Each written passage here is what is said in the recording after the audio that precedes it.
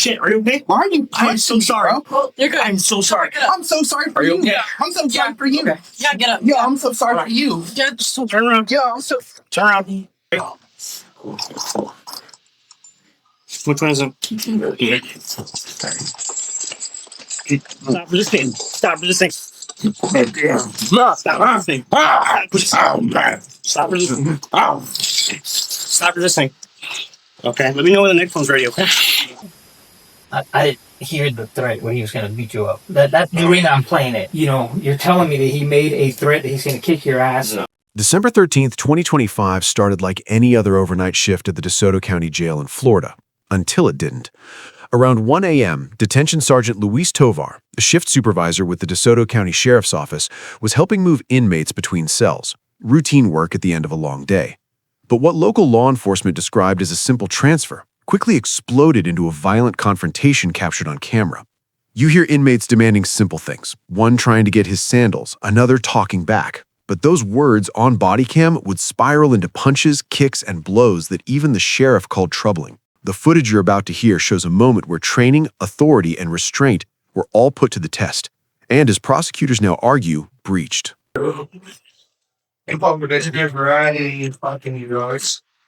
Yeah. Hey, turn around, cuff up. Cuff up, bro. Cuff up. Cuff up. Look. Pop in. Don't be my side, bro. Yeah. That's all I was good. When you get your spike. Now I go corner and get you down. You be like a heart. Yeah, no real. Okay. Okay. All right.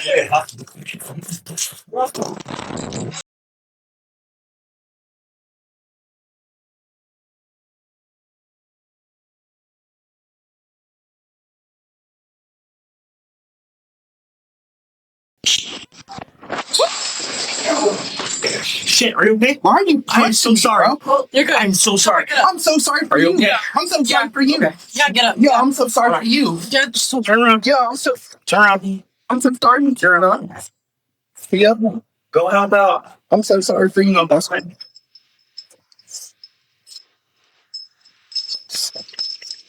No, that we don't. The first single play. Oh, do my face up. Yeah. Do my face like. Stop. Yeah. Put him on the floor. Yeah. Get a stick max, please. Get a stick max. I told you to stop.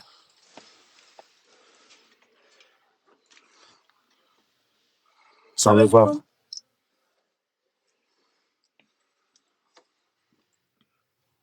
Which arm are you releasing, Scott? Left. Left? Okay, no good. Left. All right. It's off. Ready? Which one is it? Yeah. Stop resisting. Stop resisting. No, stop resisting. Stop resisting. Stop resisting. Okay, let me know when the next one's ready, okay? The role of a jail sergeant is not to assert dominance or fight inmates once they're secured. Use of force law, derived from the Fourth Amendment and state statutes, only allows force that is reasonable and proportional to a threat. Striking someone multiple times when they are compliant or already restrained crosses that line. In the questioning footage from the investigation, you hear the internal affairs investigator lay out the situation calmly, reminding Tovar that there are two sides to every story and that honesty from the start is critical. He reads Miranda rights, which is required once a custodial criminal investigation begins. The investigator then gives Tovar the chance to explain his version of events, why he made the decisions he did, what he believed the inmates were doing, and how he perceived the risks in that moment. But what's notable isn't just his explanation, it's the way the conversation reveals gaps between what was recorded on video and how the incident was described afterward. You know me. You know me for a long time. You know, I know you. What I believe is there's two stories to every side. Obviously we have, one individual side of the story. What I want to do today is give you an opportunity to give me your side of the story. But because this is a criminal investigation, I want to get your side. get your explanation. I've already heard from him. Now this is the opportunity for you to give me your side. Right. Obviously, there's two sides to every story. Our job is going to be to determine, who's telling the truth. And it is what it is. I am going to tell you, I've been doing these type of investigations for a long time. The one time that people usually get jammed up is when they start telling lies. Mm-hmm. It's better to tell the truth from the beginning and say, maybe we could have done better or whatever the circumstances are. But like I said, I want to give you an opportunity to give me your side of the story. Okay. And see what happened on that day. Obviously, you know what I'm talking about, right? The one that's pertaining to Hawkins? Yeah. Okay. Yeah. Okay. So this is your Miranda rights. I have to read you these because this is a criminal investigation. Yes. So what we'll do is read this together. You don't have to fill anything out. We'll just read it together, okay? Mm-hmm. You have the right to remain silent. Do you understand this right? Yes. Anything you say can or will be used against you in the court of law. Do you understand this right? Yes. You have the right to talk to an attorney and have him or her present with you before and during questioning. Yes. Do you understand this right? Yes. If you cannot afford to hire an attorney, one will be appointed to represent you at no cost to you before and during questioning if you wish. Do you understand this right? Yes.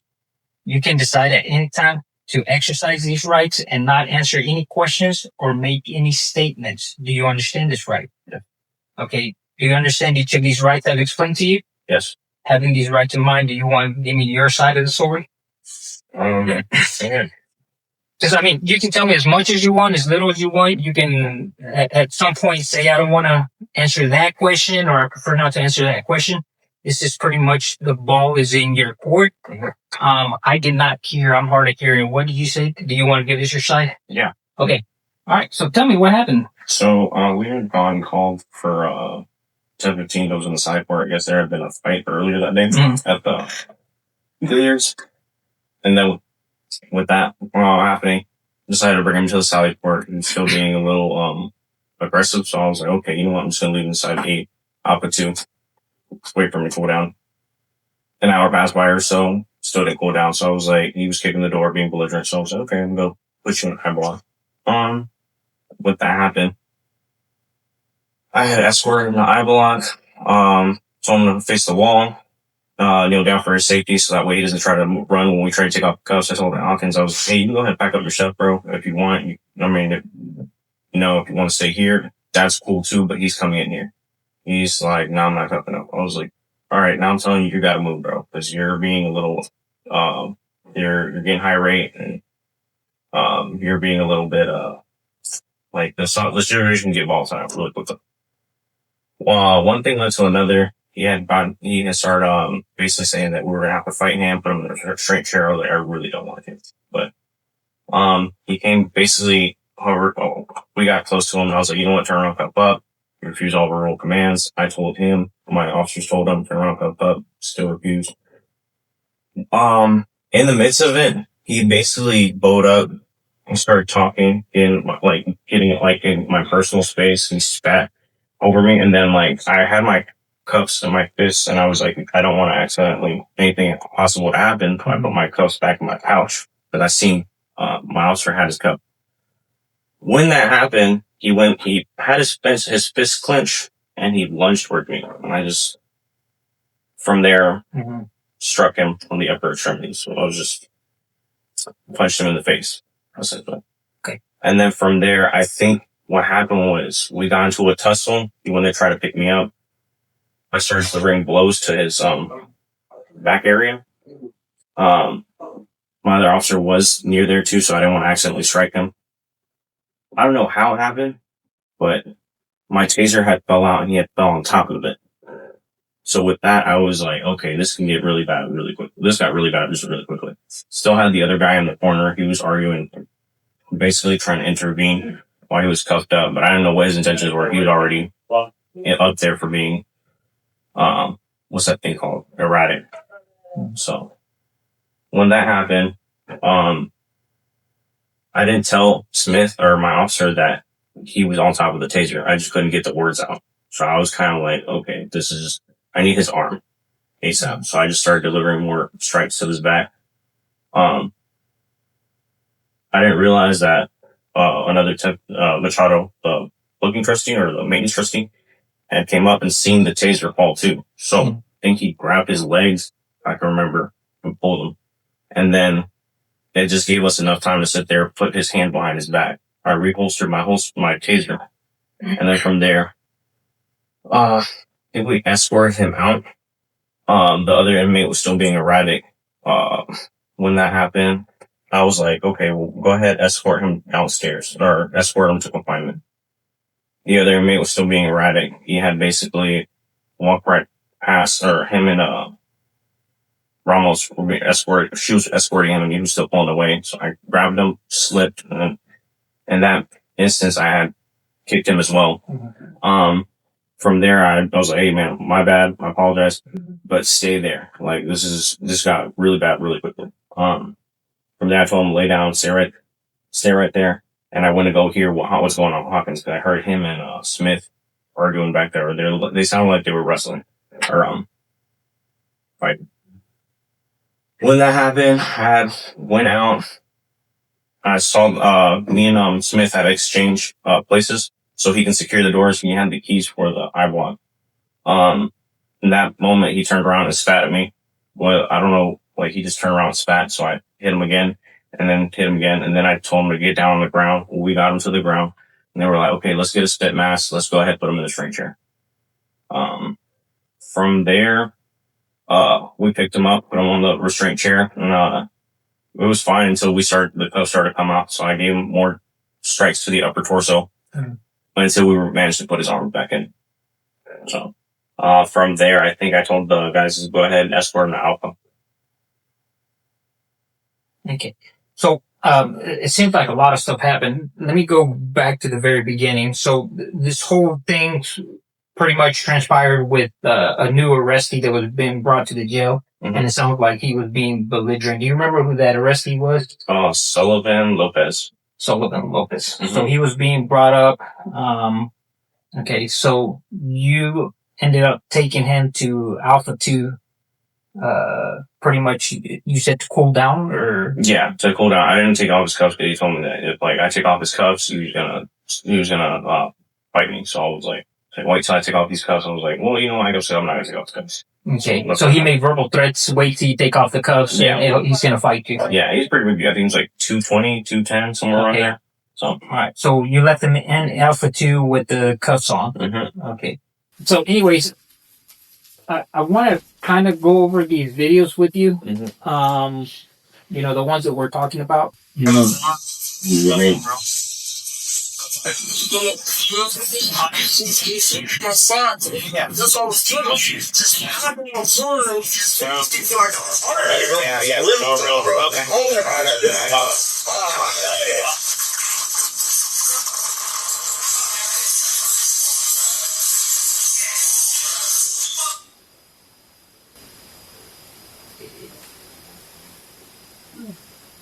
I didn't hear the threat where he was going to beat you up. That's the reason I'm playing it. I'm not being facetious or like think it's a joke or anything like that. I'm truly trying to get to that point. But you've heard it. And we've actually isolated the audio to where with the Motorola solutions they can actually isolate different audio tones and stuff like that. And I've played it and I can't hear it. Is he being an asshole? Absolutely. Mm-hmm. He's being an asshole. Yes, sir. But I you're telling me that he made a threat that he's going to kick your ass. No, he is being belligerent. Yes. I'm not going to, this. Yeah, I think when I might have misconstrued it when he said, you're going to have to put me in the restraint chair. So I think that was like, okay. But that's why I probably looked at it as like, okay, he's obviously getting aggressive. Right. Okay. And that's where that's the reason I'm playing it. Yes, sir. And this is Torino's body cam. I know I don't think you reviewed this one, correct? Mm-hmm.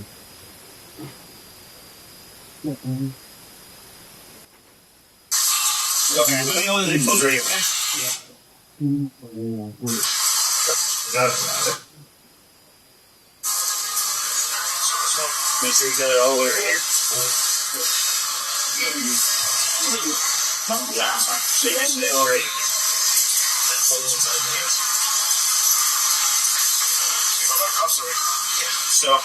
either way, somebody focus on here.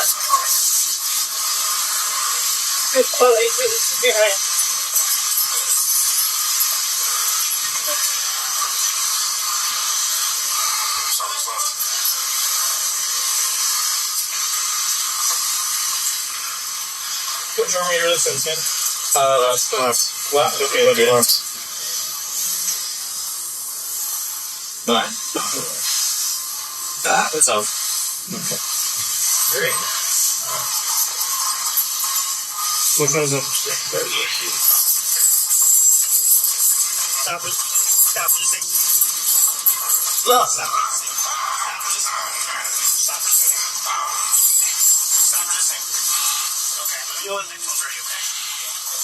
There's more video. There's a lot more video. There's more body cam video. I mean, I took the time to review it all frame by frame. I framed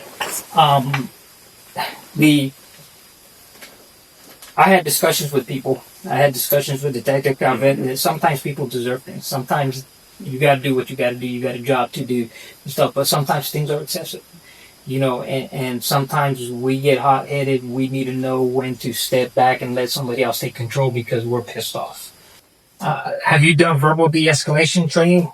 I think they kind of go. I haven't done like CIT or anything like that. Yeah, well, de-escalation during, you know, I know Ethan does that. You know, talk to people, calm them down. You know, talk them down, negotiate. You know, talk. Yeah, talk. so I think we just went over it like yesterday. For what's that thing in service? For in service, okay. And then the next thing is like I said, you know, we have 4 incidents here. The very first, and then at one point you said it felt like he was lifting you. I looked at that video and I'll be honest with you, it's not that he was lifting you, it's that Smith was pulling the opposite direction. You know, while he's grabbing onto you, you know, and then Smith is pulling him, so it's causing, you know, this is being done right here. See, the other time I didn't know, that. I thought he was right. Then Lopez, you know, we have the situation with Lopez, then we have the situation outside, and like I said, you know, he spat on you, you know, I'll give you that one. I'll give you that one too, but at some point you gotta be able to say, enough is enough. Like, I'm not gonna, you know, get the guy down and continue, you know, throwing blows. You know, the chair, same thing. You know, yeah, he tensed up. You know, Chirinos, he's a big guy. I mean, you know, he's got the arm, you know, and Ramos is there, you know, so if need be, you know, they can do this. And like I said, after the first 2-3 blows, they finally get that strap, and you're so fixated on him that you just keep, you know, delivering strikes. I'm gonna tell you now, that's just, it's unnecessary, it's uncalled, it's excessive, it's abuse of power. Okay? Yes, sir. You got anything? No. Not. That's it. That's it. All right, man. Yes, sir. We're putting you on the record. Okay.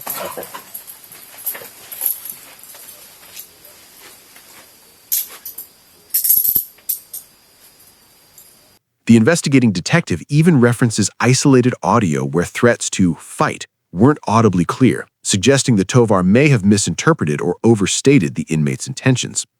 That exchange matters legally because it illustrates how decisions made under stress, especially when force is involved, must still be grounded in verifiable behavior rather than assumptions. In law enforcement policy, de-escalation training exists precisely to avoid erupting force unless there is a clear, present danger. Ignoring those policies and proceeding to strike a restrained inmate repeatedly is what can transform a justified use of force into criminal battery. So, here's what we know. After the sheriff's office conducted an administrative review and then a criminal investigation, Tovar was arrested on 2 counts of battery for unlawful use of force against 2 inmates, identified publicly as Darian Hawkins and Arcadia Lopez. Sheriff James Potter said in a public statement that Tovar's actions tarnished the badge and that no one is above the law, including law enforcement personnel. Tovar was fired from the DeSoto County Sheriff's Office, booked into the same jail where the incident occurred, and released on a $1,000 bond. He had a court date set for January 7, 2026, to face the battery charges. As of now, there is no publicly available record showing a conviction or sentencing following the court proceedings. What the case ultimately demonstrates is how use of force standards can still expose officers to criminal liability when actions go beyond what is lawful or necessary, even after the courtroom phase begins. At the end of the day, this incident reminds us that accountability isn't optional, it's a legal requirement. Law enforcement professionals are entrusted with power over others' freedom, and when that power is misused, the consequences are real. Share your thoughts. Did the sheriff's office act appropriately by charging this officer? Or should more people involved be held accountable? Comment below.